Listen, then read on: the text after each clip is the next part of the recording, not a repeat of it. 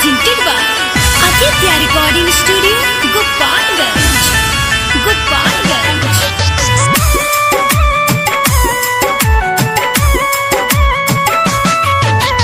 DJ Mukesh Chakia. DJ Mukesh Chakia.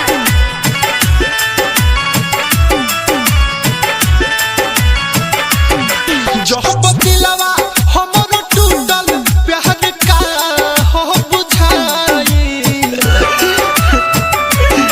जो बतिलवा हमरो टूटल प्यार का हो बुझाई त पगली मोर पहिल की याद आइल हो आइल पगली मोर पहिल की याद आइल बाई नफरत भरल दुनिया हमारे दिल बात दुखाइल त पगली मोर पहिल की याद आइल हो आइल पगली मोर पहिल की याद आइल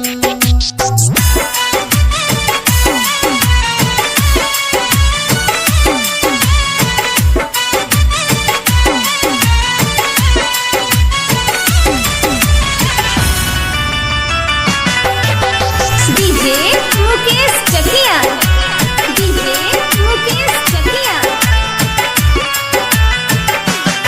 याद आहवो तहवे यादा वहक चेहरा हो को दिल लगा के हुआ और से खैनी ठोकर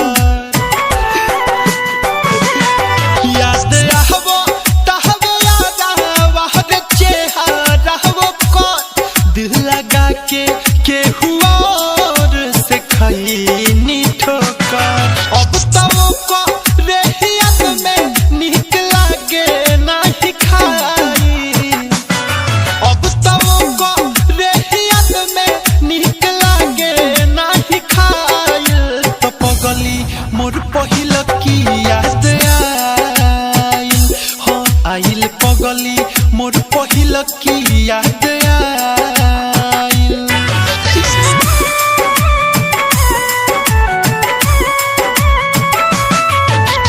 DJ Mukesh Chakia. DJ Mukesh Chakia.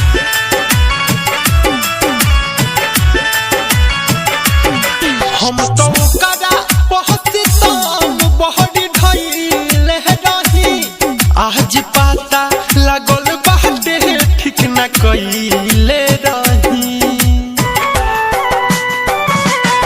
हम तो करा पहुंची तम बहरी ढइले रही आज पता लागल बाटे ठीक न कइले रही प्यार जे करा से हम कोइनी रहे पैसा के भुखाई प्यार जे करा से हम कोइनी रहे पैसा के भुखाइल त पगली मोर पहिल की याद आइल हो आइल पगली मोर पहिल की याद आइल Aditya Recording Studio, Gopalganj. Gopalganj.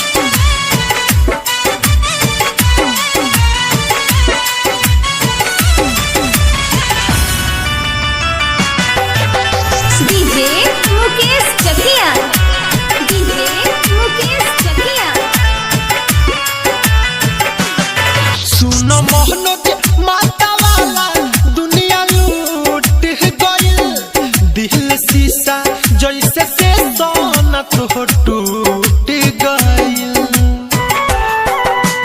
हाँ सुन मोहनोज